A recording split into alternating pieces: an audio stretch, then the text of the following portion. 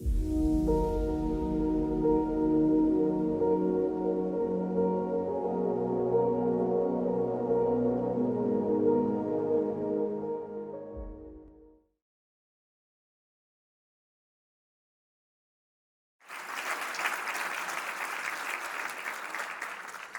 afternoon, everyone. A young boy has cancer. His skin, it's paper thin. He has no hair, and his complexion is a sickly yellow. He has a lump in his stomach, and it hurts all day, every day. Even his mother's loving arms cannot provide him with comfort. But the young boy, whose name is Oscar, is smart and he is perceptive. He knows his prayers, he knows there is a God, and he knows there's a heaven. And he prays to God that God will end his pain, that he can be happy again, like he used to be. And he asks God to take him into heaven. Oscar's prayers are not answered, not in that life. An immigrant from Turkey comes to the United States, to New York City, looking for new hope, a new life, a new beginning. He looks for a job. He can barely speak English, and he finds no success. Soon, whatever little money he had is gone, and he's broke, and he's living on the streets. His name is Hockey. One day, Hockey is badly and viciously beaten, and he's left for dead in a dumpster in an alley behind a pizza restaurant. He can't move, his body is broken and shattered, but he's conscious and he can hear. And Hockey hears a garbage truck and a trash compactor coming closer and closer, and he's terrified. Hockey asks God to watch over and protect his family in Turkey because he will no longer be there.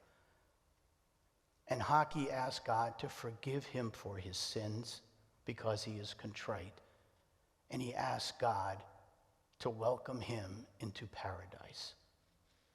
Hockey's prayers are not answered, not in that life. A man sits next to his wife in hospice. She's waiting to die. At one time, she was young and beautiful, always smiling, always happy, always positive, always joyful. And now she is frail and weak. Her name is Pat. She turns to her husband, John, and she says, "Every day I pray to God that he would give me a new chance, a second chance, a new life." And she asks John, "If God grants my prayer, would you choose me once again, even knowing how things would end? If so, that would make me happy." Pat's prayers are not answered, not in that life. Now, these three little stories may seem like tragedies, ones with sad and purposeless endings. And if that's what you have concluded, well, let me tell you that you are wrong. You are completely wrong.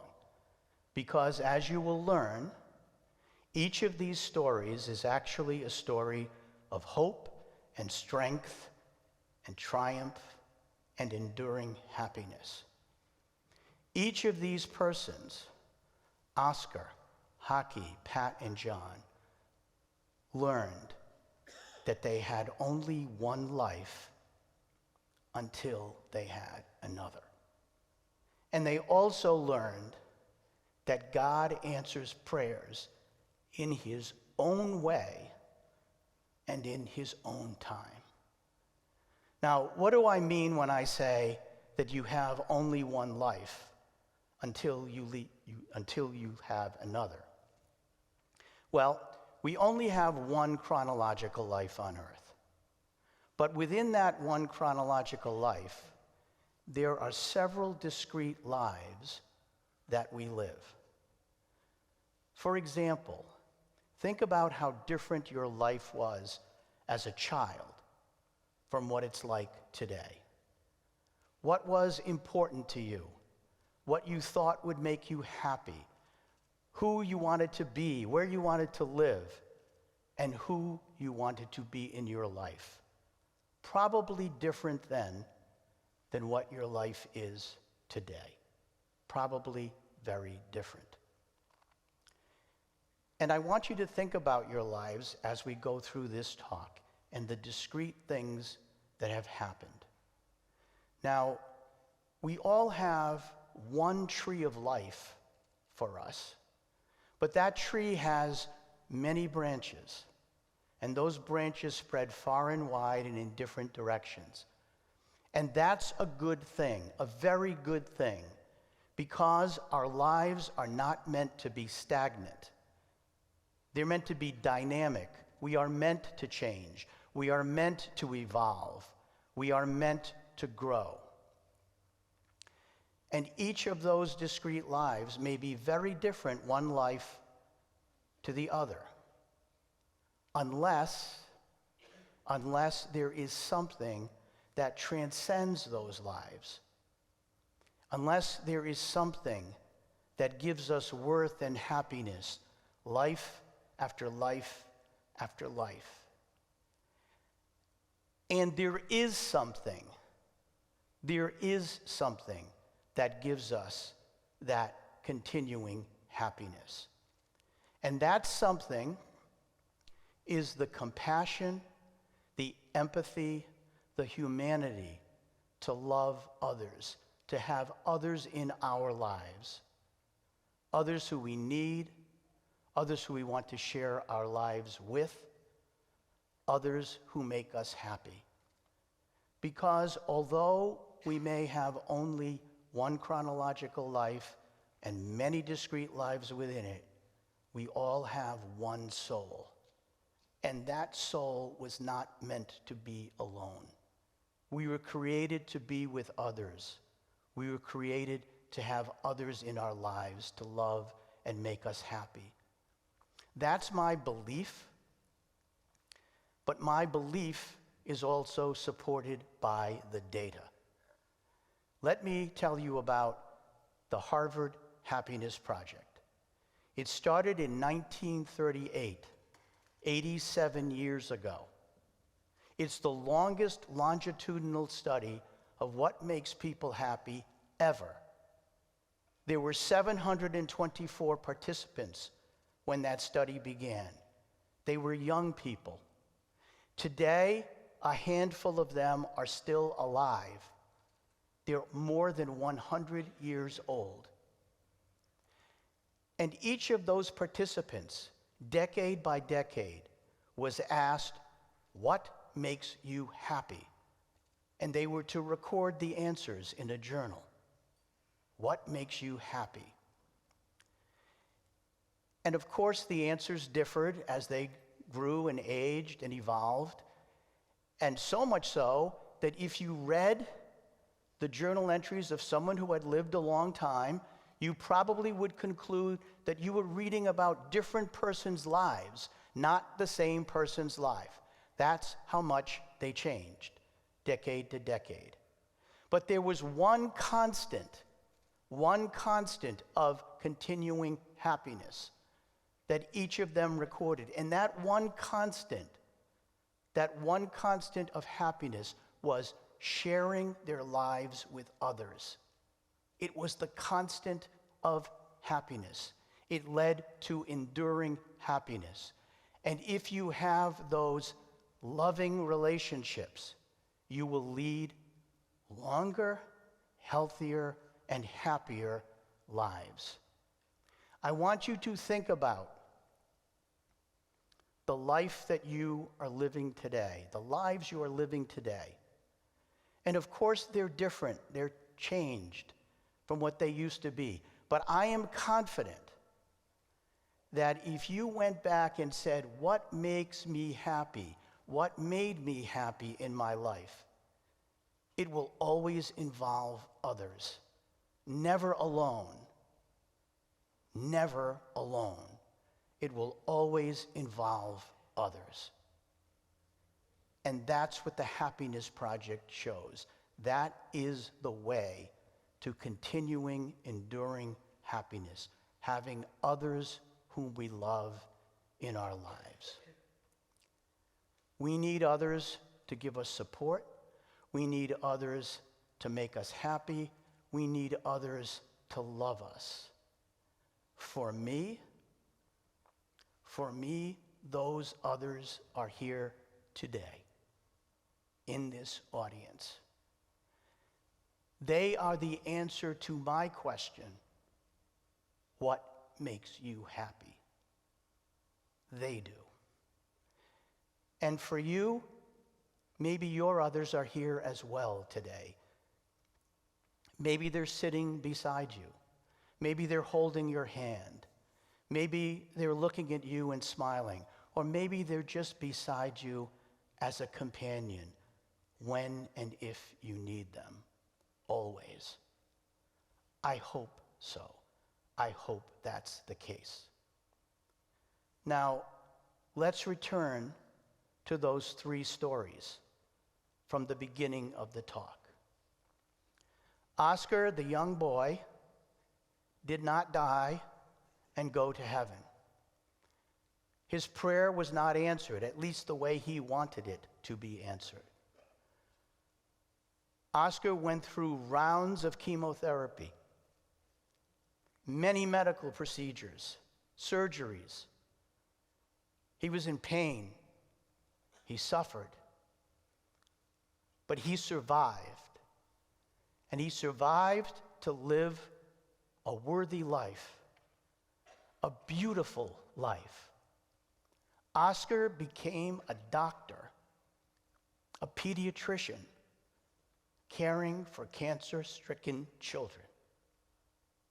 So his prayer of going to heaven was answered in a different way, in a different life. But make no mistake, he's ticketed to go to heaven for all of his caring, for all of the love that he shows those children, for all of his care and compassion.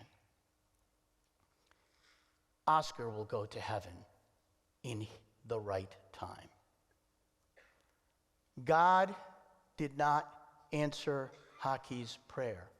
He did not watch over and protect Haki's family in Turkey. He did not welcome Haki into paradise. Why? Because Haki did not perish in the dumpster. Right before the garbage truck and the trash compactor came, the owner of the restaurant rushed out and yelled to the driver, "Wait, I have more trash. More trash from last night. Let me put it in the dumpster." And when he lifted the lid, the owner heard a weak voice say, "Please, please help me." Well, the owner not only rescued Haki, the owner got him medical attention and treatment, and after a long recovery, Haki went to work in the owner's pizza restaurant.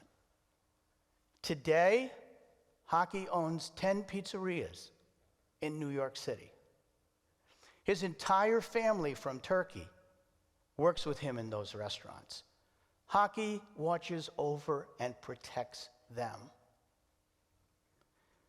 He has many paying customers in his restaurants, but there are some who do not pay, ever. They are the homeless. Hockey doesn't call them customers. He calls them his other family. And he provides them with food and with jobs. And every day, every single day, Hockey checks the dumpster before the trash compactor comes. Again, Hockey's prayers answered in a different way, but I'm confident that one day Hockey will be welcomed into paradise. And finally, there's John and Pat. Now, for those of you who have watched my first TEDx Redemption Stories, you know that I am John from that story. And you know that Pat was my wife of 45 years. She passed from pancreatic cancer. And in that day in hospice, when Pat asked me, if God gave me another life, would you choose me once again, even knowing what the end would be? This was my answer. I said, Pat, if God gave me 1,000,000 lives, I would choose you 1,000,000 times. Over and over and over again, forever. And one day, Pat, that's where we'll be, in forever. Now, some people, like Oscar, call that place heaven. And some people, like Hockey, call that place paradise. Whatever it's called, I know what it is. It's a place that will be together forever. A piece of happiness, a place of comfort, a place of joy. And it's my hope that one day, in my right time, God will allow me to be together again with her. And I hope when that happens, we'll meet Oscar and Hockey and share our stories. Thank you very much.